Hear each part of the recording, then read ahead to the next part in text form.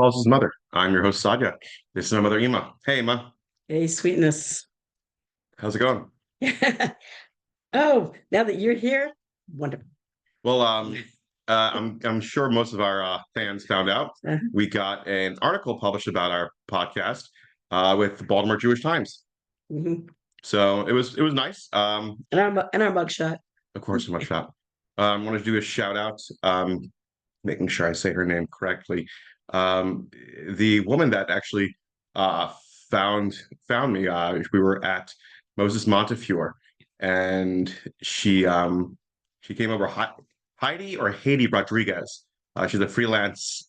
Um, uh, wow, I'm just Journalists. thank you, journalist. Are you Wow, having a senior moment? The older you get, sometimes the memory starts to, I'm having it's a long week, long end of the week, senior moment.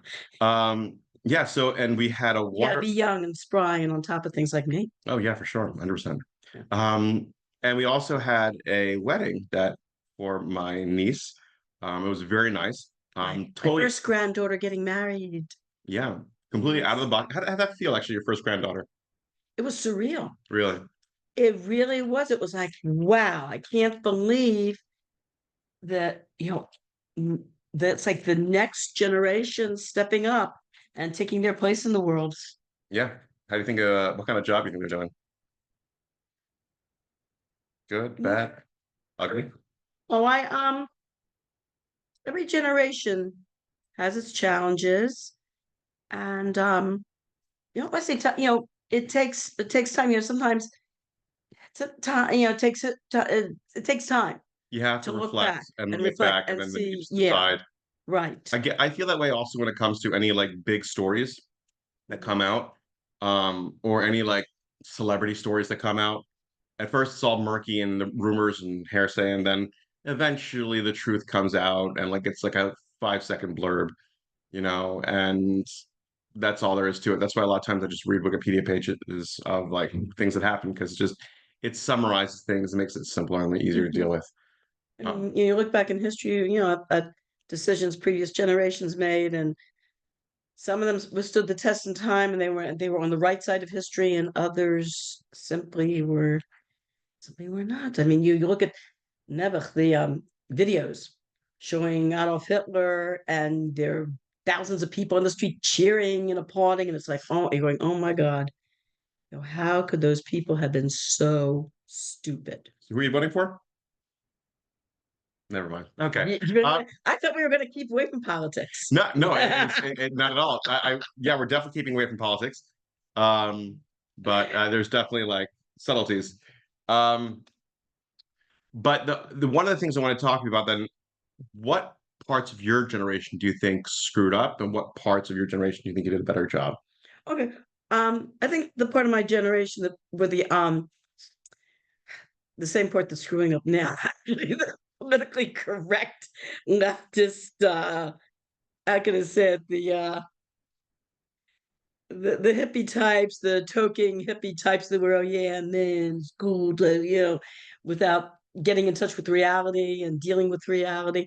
Um, just living in their own la la land of the workers' utopia type thing, which unfortunately that whole thinking has been shown very, very clearly to when you look around the world to not be very constructive. You just look at regimes that have followed that line. Like China, like communist China, and how successful they are? Successful, how many millions of people do they kill each day? Did you see that on YouTube? Doesn't matter. The death We're talking bands. about capitalism versus communism. And I think China's communism has been doing a pretty good job of capitalizing on it. I think they've been doing a very good job of murdering people. Yeah, they probably have, but they can go ahead and flip the statistics on America as well. Not to the extent that they look on YouTube. Look at the what's it called? Death. Conspiracytheory.com. No, the death bands. Death bans. Death bands. Death bans. Okay, you Look know it up what? sometime on You know what? YouTube. You know what? I'm gonna call it out. I'm just gonna go ahead and do it right now. It's just so much easier to do. But anyway, I Death, wasn't here to death, get into a discussion about no, communist death bans China. in China. Let's see. I wanted to talk about the wedding last night. Okay, fine, fine. Talk about the wedding. Okay, so the your my granddaughter, those people maybe have seen the photos, whatever, wore this very beautiful. It was a red wedding dress that she decided to wear, and it reminded me of like this might sound funny, but Scarlett O'Hara. It reminded me of the Civil War style around the time of the mid 1800s with the she with the long like hoop skirts, we spread out hoop skirts and the flowery tops. It was very, very ornate. And so I looked up on Wikipedia um, the history of wedding gowns since she opted to think out of the box and to wear a red wedding dress. And evidently, they said the idea of the wedding dress per se, of having a special wedding dress, started during the time of the Roman Empire. Okay. And they said it was black with a white veil. Black with That's what it white said. It said veil. it was black with a white veil. And they said there are many parts of the world, such as India and China, where the bride wears a red wedding dress. And they said the idea of a white wedding dress didn't come about till 1840, till Queen Victoria's wedding to Oh. Prince Albert. Yeah, she was the one that popularized the idea of wearing a white wedding dress, and it took off from there. And it's become basically traditional ever since. Well, I liked my niece's wedding dress, which is a red wedding dress, and I thought it was really cool. And I really enjoyed like her veil with her golden crown. Like that, the Yes. way that fit, like it was a very there was an elegance to it. Like she pulled it off Yes. very well. She pulled it off very well. A lot of people when Mhm. we first found out were like, red wedding dress. I don't know. It Yeah. sounds kind of weird, but like Wow. she pulled it off. It was Yes. very nice. Absolutely. Very nice. Which kind of again like Hmm. adds to the like out of the boxness that she is. So like it kind of like makes sense.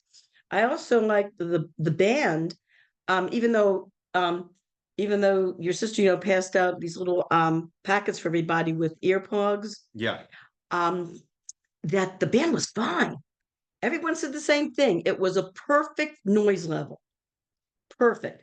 People could talk, they could socialize, and the music wasn't obnoxiously loud where you couldn't even hear what the person next to you was saying and you had to put on earplugs. Nobody even, I don't know anybody that even used the earplugs. They didn't have to. It Well, was, it was wonderful. it's funny because I like the music they played, but it had such a Hmm. variety Yeah. because it had like Hmm. Motown from like the 60s. It Yes. had a lot of hip hop, and then it had Marilyn Manson, which I don't think you know who that is. No, I don't.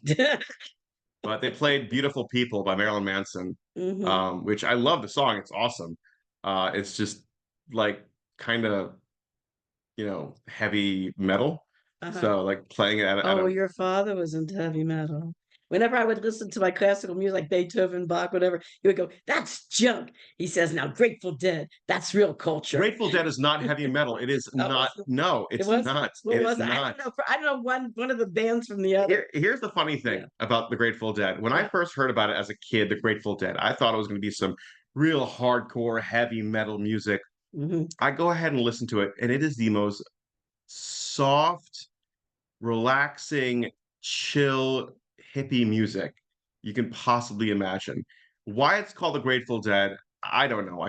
They probably have some reason behind it, but no, it's not heavy metal. Looking for some shock name that would everybody would notice and not be able to forget to. Maybe, or it could other be something else. I could just quickly check that as well because the internet no longer we don't have to worry about wondering what's going on. Like as a kid, I remember being like, 8, 9, 10 years old, asking you or someone else like random questions, and whether you knew the answer or not, you just blurted out an answer. And like we just held on to that misinformation until like 25 years later, we read online that that was not true. Oh, But that's how life goes. Um, but the wedding was very nice.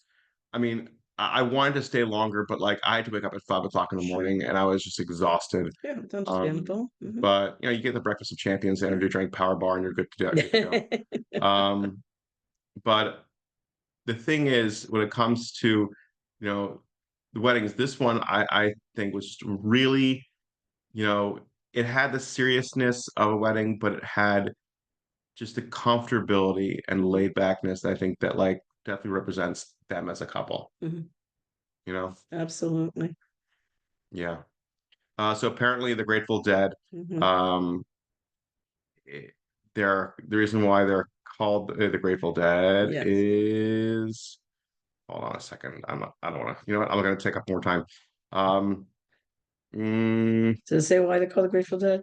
you know what? I'll look into it later. Meanwhile, go Unless I ahead. can ask my Suri. My No, Suri's no, let's smart. not I do it. got a Please, smart please don't. Suri. Please No don't. Suri? That's not what I want to do. Okay. Um, yeah, I want to move on to the next topic, which Mhm. we were, oh, shoot, I should have wrote this down. Um, Senior moment. yeah. Mm. Oh, I think we talked about this, but I want you to really elaborate on it. Maybe you have more time Mhm. to rehash this. Did you ever lose yourself in motherhood? Like really lost yourself? Like you didn't even know who you were. You were just a mom and you had no other like identity. That is a real heavy question. Yeah, I think I asked you previously and like you gave me like a smart ass answer and then When do I give smart ass answers? never, never. Yeah.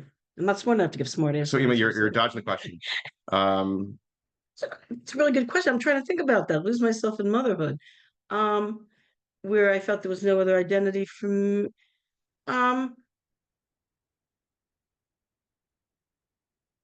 I mean I know there are women that does happen to and uh would you like to take a commercial break and get back? who are we advertising for? Okay, so the Grateful Dead picked up an old Britannica word language dictionary. In the silverly elf voice, he said to me, "Hey man, how about the Grateful Dead?" The definition there was the soul of a dead person or his angel showing gratitude to someone who, as an act of charity, arranged their burial. That's why they called it Oh, Grateful Dead. They opened up the book, they opened up a dictionary, they saw that, and they're like, "Yeah, that's cool, man. Let's do it."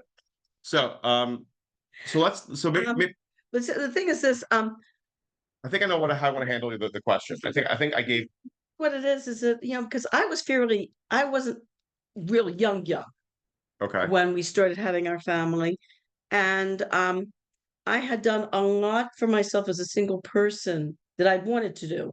Had traveled, had developed my talents to a certain extent, had worked, and I felt like, in a way, like really um, excited about starting motherhood. Um, Losing myself in a way that, well, you do have to you you do you. I think in a way, a lot of women get so involved in taking care of the kids and the family that they don't like my kid, a lot of I guess I can speak for a lot of them too. Don't I didn't watch my weight so well. Mm. For a while, it's like I wasn't getting dressed sometimes till 12 in the afternoon.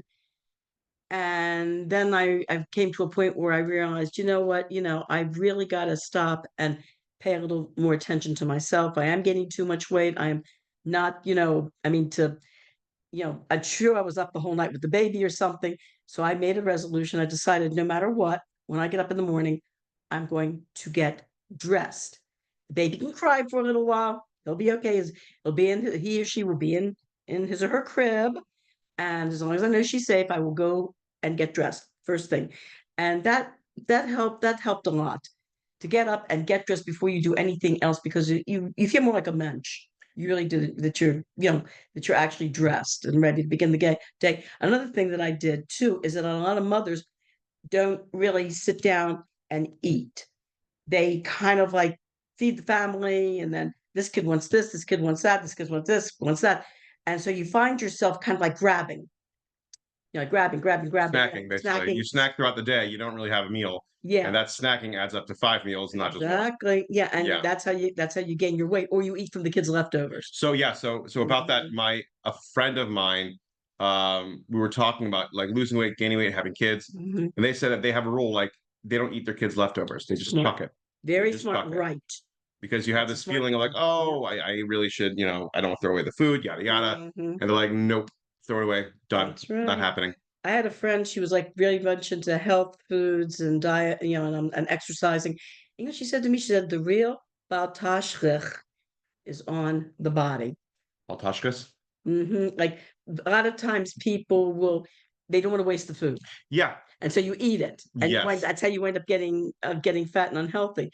So that's what she said to me. The real Baltashkach is on the body. Yeah, I Yeah. mean, that's kind of what happened to me sometimes where like I felt that I had to eat what was in front of me. I had to do this, that, and the other. Um, so taking this question of burning out, I guess Mhm. from my understanding is that like mothers get burnt out, and when they get burnt out, that's when they really lose themselves. Yes, So they do. when did you start realizing you were burning out? When you had like the first kid, the second kid, or like at what point raising them by like the sixth, seventh month, you're pretty burnt out? Well, I remember, I can with Etty, with your oldest, Hmm. I used to like to listen to the news a lot, and your father would come in from work and give him all the political stuff that was happening and all the news that was happening. So finally, somebody called me from my mother's conservative temple and said, "Hey, we have a position here for a Hebrew teacher. Would you like it?" And your father heard me says, I said, "You mean you don't like listening to the national news headlines as soon as you come in from work? Goes, take that job." Was what you mean is that with one kid, you can have a job, Hmm. and then the job will kind of keep you stable with a routine Yeah. and a sense of identity. Yeah, So, exactly. It's good. It's a so good idea. you stopped This was a part-time. It was a very light a part-time job to job. Yeah. job, a Yeah. job to job. Right. So you, I guess, at what Hmm. point did you stop working? By the third kid, fourth kid? Um, it was a yeah, after We don't have to make say names. Just I'm trying to think when I actually no, I'm trying to think when I actually um it was I think it was after Pesci okay, was born, okay, and the older kids were when they would be coming home from Beis Yaakov, but that by that point, as long as the kids were were in preschool or weren't in school yet, yeah. you know, that was fine because I was with them the whole day, and then for a couple hours I'd go out, to work in the afternoon. It was only a Sunday and Tuesday and Thursday. Okay. So a couple hours, few hours, like so after Pesci was born, um, was when as the older kids were finally in first and second grade in Beis Yaakov, as they were coming home, Yeah. I was leaving, and they weren't so happy about it. I can't blame them. And then up until that year, I had some really good babysitters. They made sure the kids were fed, everything was taken care of.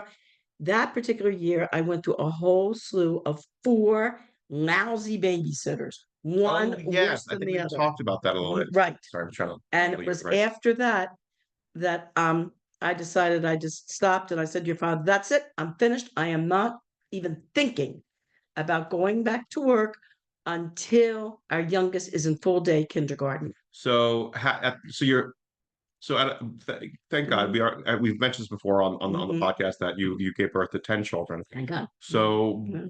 so I guess by the time you reached your halfway point, you were burnt out from juggling everything, and you decided to become a full-time mom. Yeah. Once you became a full-time mom, how Mhm. long did it take for you to feel like you couldn't identify yourself with anything but being a mom? Well, actually, this might sound fun. Well, actually, I did a lot of things besides, like playing piano. I also played guitar at that time, made up songs and stories for the kids. And so my creativity actually having a lot of kids, like it boosted my creativity. So I was making up songs and stories and playing piano and I there were a lot of things that I was doing. I also took up sewing. I got a sewing Your father bought me a sewing machine and I made some really cute little dresses and things for the kids. So Yeah. you Yeah. developed habits and hobbies that kept you going. Yeah. Um, Uh-huh.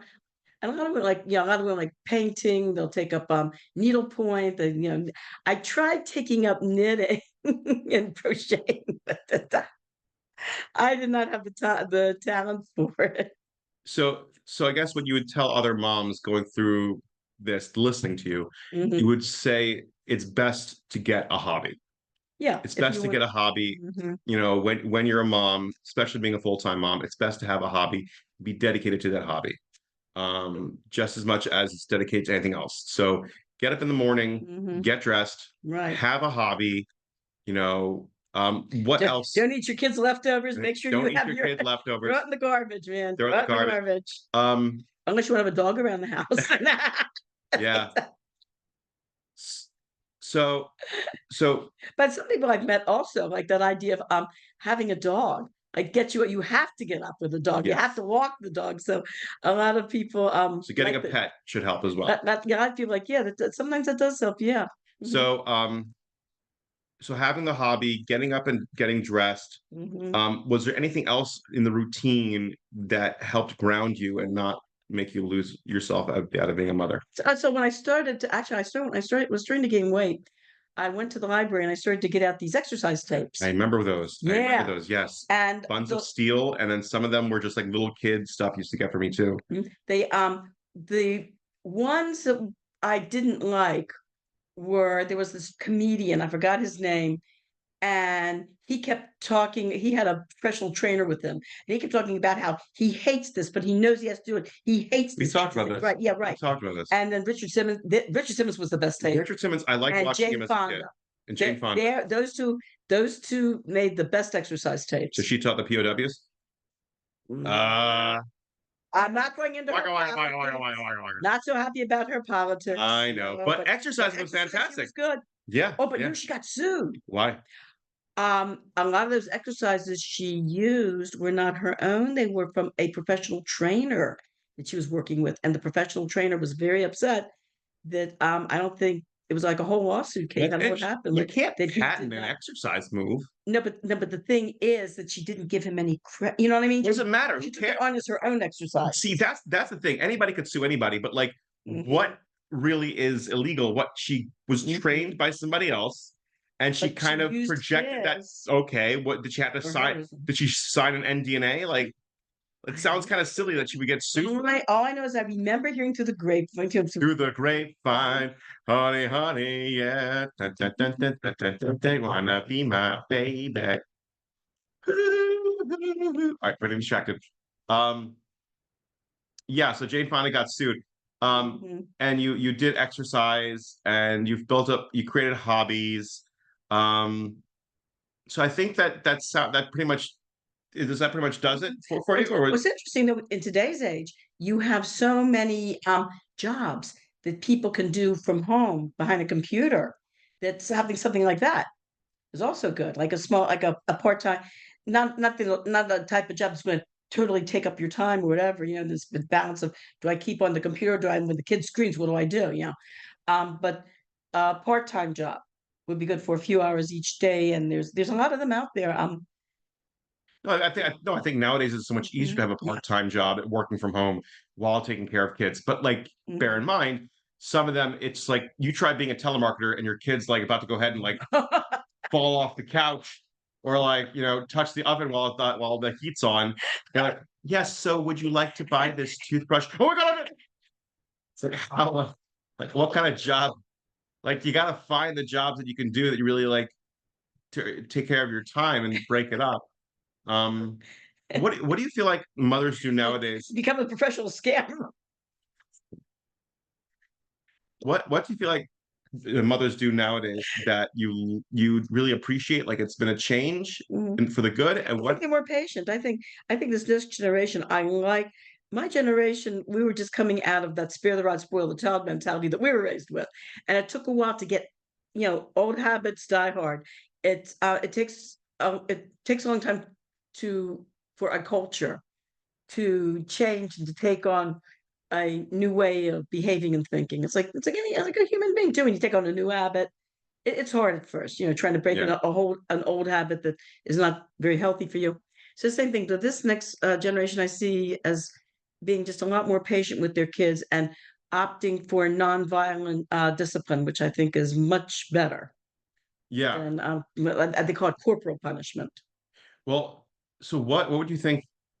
What do you think is a negative of that? You Mhm. feel like they can maybe do a little better? I can't tell yet because a lot of the people in your generation still have like young kids, and I haven't. I'm trying to think. The only negatives I've seen are the negatives that I had that every parent has. Because I don't know what it is. I think to a certain extent, kids can try your patience, and to say things to your child that you kind of regret, and maybe that was too harsh, and I shouldn't have said that. You know, That's characteristic of every single parent in the world, except maybe a parent that's a great tzaddik. That's, an out of this world tzaddik. But an average, your average human being has their limits. And yeah, I said a lot of things to you kids, and later on, I said, "Oh my God, I should have said it." I remember you told me a few things growing up. I mean, it helped me, it shaped me. But looking back, and then when it was kind of psychotic. Um, I mean, you told me if I kept on acting that way when I was a kid, which was like I was being very like rambunctious and getting in trouble a Mhm. lot, that I would die alone and no one would ever love me. And Don't say that. I know, Come on, I never you said. also You mentioned, extrapolated that. you also mentioned about if we kept on acting out in school, we would go to public school or we would go to juvenile hall, and there they stick cigarettes up your butt. I never You ever said that. I You never said said that. that. I You mean, said that. Sonia, I would We're never say we're such a we're thing like that. I all don't us know where kids. you got that idea. I don't know either, Ema. I didn't I'm say so that. beside myself. This Maybe one is of your brothers or sisters said that to you. maybe they did. Maybe they Yeah. did. Yeah, I don't think The only thing I that's remember though yeah. was one of your older sisters when she was in high school was reading Metamorphosis. Oh yeah, Yeah. cockroach. Yeah. So we were discussing it. And one of your younger sisters at the time, I think might have been Mushka, was in kindergarten. And she says, "Is that true? Did a man wake up and he was a cockroach?" So it was Pesci, I think so. Pesci says to her, "Yes, it's true. And if you don't listen to Im and Tati, you too could wake up one morning and be a cockroach." If I think about it, it was probably Shikino Sarah. Yeah. And what's worse was I told her this thing I think when I was like maybe in college Uh-huh. or late high school, probably college, where I was joking around and I said everybody has cool points and brownie points, and you do things for those brownie points and cool points, and eventually, when you have enough points, you cash them in for a prize. And I was just being sarcastic, joking around, and she took it so serious for many years Oh. because me and my friends would have this joke Uh-huh. of like you see a yellow card like oh two cool points, or you see like someone says something, or you like miraculously like catch like a frisbee like out of nowhere, like if someone like drops something you catch it really well, or you do something like really cool. So I was like, oh, I gained some cool points, and that's what we would tell each other that we got cool points. And then Shirsar overheard us and asked us what it was. How old was she at the time? 6 years old, Six, seven? seven, 6 or 7, just the dumb lies. Did you ever Oh, lie to Aunt Judy about stuff as a kid? I'm trying to You think. probably did. You're not gonna remember. Brothers and sisters do. It's the Yeah, rite of yeah. passage. It's what you They'll have to do. they'll they'll what's it called? Hazing. Hazing, Yeah. hazing. Yeah. But I remember when I was a counselor Hmm. in camp, there was me and this other co-counselor, Okay. um, where we used to joke about whoopee points. And so she would say, because if you lose your temper today, you will not get a whoopee point. What Whoopee do you think whoopee means? points. Oh, you're okay. Good. Just want to make sure. That's all. Uh-oh. You mean something in the X-rated, R-rated category? Kind of, sort of. Yes, it does. Oh, but I remember one of the ways that your older sister used to teach Sterno and used to tease Sterno when she was like 2 years old. 2-year-olds think everything is theirs. My Yes. mommy, my this, my that. So one day, one of your sisters comes over and she gives me a hug and kiss, and Sterny yells, "No, no, my mommy, my mommy." So after that, your sisters would come in someday and they'd purposely put their arms in and go, "Oh, Sterna, my mommy." And she'd go, "No, no, my mommy, my mommy." I love it. I love it. Just scarring children because of our own entertainment. How many kids have been horribly scarred because their parents or older siblings just thought something was funny? Well, one of my granddaughters one time was when I was visiting, who Mhm. is very, very white complexion. I mean, very white. And she looks at me one day, she goes, "Why are you so dark?" And I said to her, "It's because I drink a lot of coffee." All right. That's cute. That's This really book cute. is gonna think that dark people drink coffee. Oh God. Yeah. Yeah. So back to what we we're saying about mothers losing themselves and how not to. And just to Mhm. recap. Oh, by the way, the Jane Fonda thing never happened. Oh, she was not s She oh, was never it's sued. been a rumor. It- that's the other thing growing up. Like you Mhm. would hear random rumors and everyone would hear the same rumor, but it just was not never true. Oh, you're talking about, by the way, before going back, about, funny things you tell your kids that are Yeah. absolutely not true, but you're just teasing them. Um, Menachem wanted to know when he was very little where he came from. Did we go over that one time? You mentioned that The before. genetic fella. Yeah, no, we've Do talked it about again. that. Let's do it again. Can we I've do it always again? It was funny. sure. Okay, so anyway, so I told him that he was part of an experiment that they were doing at Hopkins, and they fouled it up, and they were going to throw out the embryos. And I said to them, "No, please don't throw out the embryos. I'll take them." And but the doctor said to me, "But Mrs. Angster, these children are going to be so funny and silly looking. Are you sure you want them?" I said, "Yes, I do." And I took your eggs home and I put it in an incubator, and I turned each egg every day for 28 days, and then you popped out. So when he was about 8 or 9. Of course, he was like 4 when I told him this. When he was about 8, he says to me, "That was a lie you told. We were not part of a genetic experiment at Hopkins. We came from you and Tati." I go, "What? You came from me and Tati?" He says, "Yes." I said, "How do you expect me to believe a preposterous story like that?" Very cute. Very cute. Yeah, we mentioned it like on a couple episodes called like lies I tell my kids or something like that. Mm, We've talked about that. So I guess to because I unfortunately we're recording and normally I get like a notification for the time, but because we're recording together, we don't I don't get the notification. So I don't know how okay. long this episode's gonna be. I'm only guessing that's probably at the ending time, but we can go on a little longer.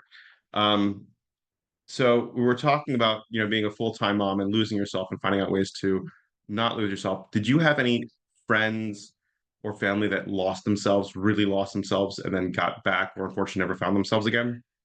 My unfortunately, I think my mother made that mistake. Yeah, But the problem was my mother got married at a time when women were expected to stay home and be full-time wives and mothers. as they should. Very fun. Yeah. Ah, Chauvinist. should. Chauvinist. Okay, yeah, sorry. And we always felt like she never learned how to drive. She was always, we think that my grandparents, especially my grandmother, might have instilled like a level of fear in her, you know, about about don't go near the water. To this, she never learned how to swim, never learned how to drive, and she basically she never worked outside the house. I mean, she did volunteer projects for the synagogue, for the temple, for the conservative temple. She took on the job of mitzvah cards. What was that? That was you if it was a special occasion or a yurt site or something or a sympathy card, you would call her and she would take your name and make sure that a card was sent out to whoever you want to send it out to, and you would donate you would pay a certain amount of money to the shul for the service. So it was a good fundraiser for the shul. She helped my father in the business. I mean, my father used to get calls, at the house. No such thing as cell phones. So when customers would call my father with chicken orders or fruit and vegetable orders, she had to be there in the house by and answering the phone to take the order. So she did that a lot. She helped him to prepare the chicken. She woke up very, very early in the morning. Wednesday morning was chicken day. Wednesday morning, I remember, very, very early. She was up at the crack of dawn and taking the chickens and basically cleaning them and cutting them, preparing the orders for how the customers wanted them. What about your friends? What do you mean, my friends' mothers? No, your friends that became mothers. Did you recognize them or notice things happening to them, realizing they were losing themselves? Did they ask you for help or guidance? Computer processing, please wait. Well,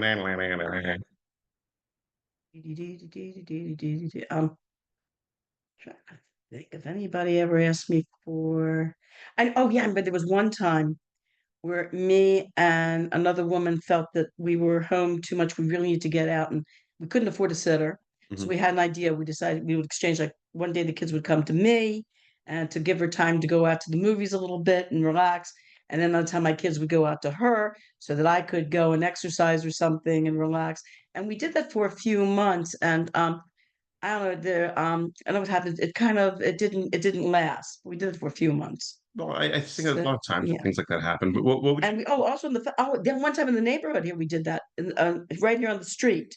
We had a group of mothers that got together and decided to have like rotating play groups to give mothers a break.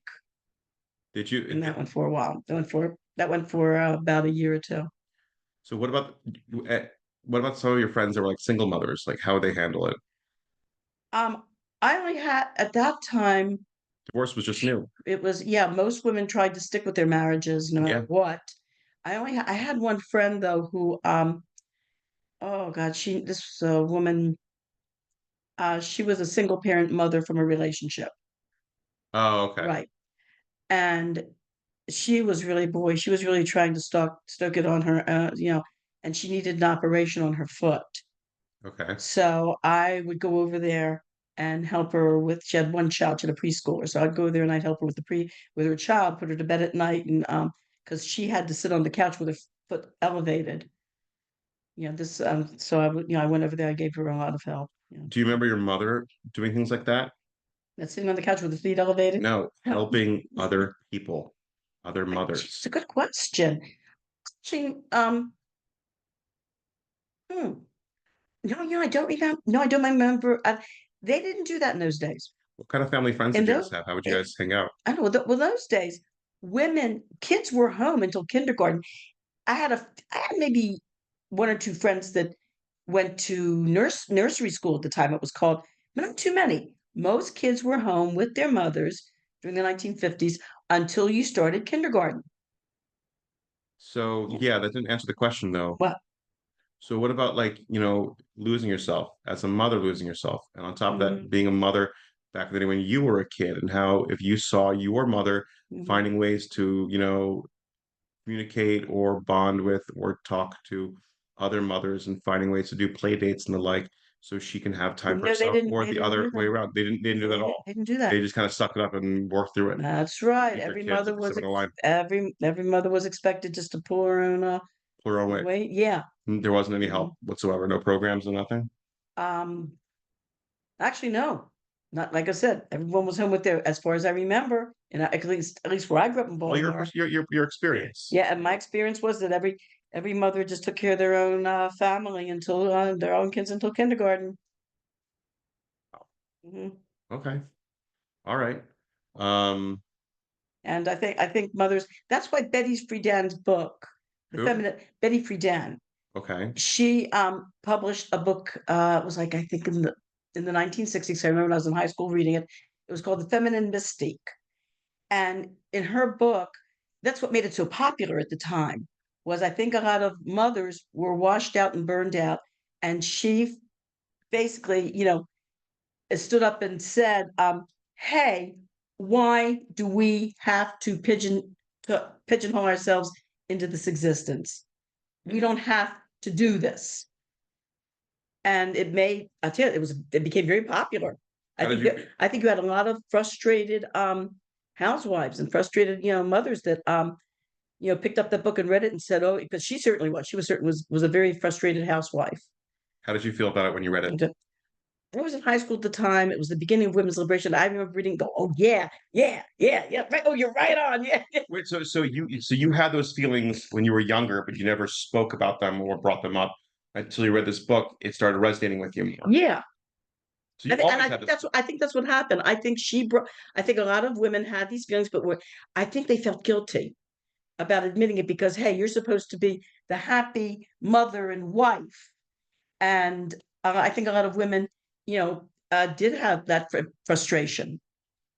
And I think that book, really brought it to the surface. I mean, the Trebi, I remember a lot of women in Crown Heights. It was during the 70s. The economy was started to become very, very not bad, but it started to go down from the affluence that we saw Oh in yeah, 50s and the 60s. 60s, Yeah, right? for sure.